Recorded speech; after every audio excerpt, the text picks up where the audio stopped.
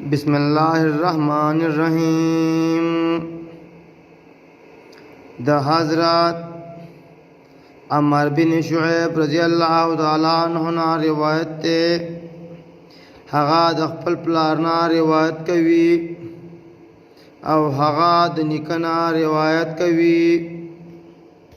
هغه وایي چې رسول الله صلی الله علیه و آله وسلم فرمایلی دي خپلو بچو ته په موس کولو حکم کوي چې دوی د 2 کالو په عمر کې وي او چې کله د 10 کالو شي نو په مانځ باندې وهي او په خپل میاس کې د سملاستو ځایونه جدا کړي. دا حدیث ابو داود راغسته. السلام علیکم ورحمۃ اللہ وبرکاتہ.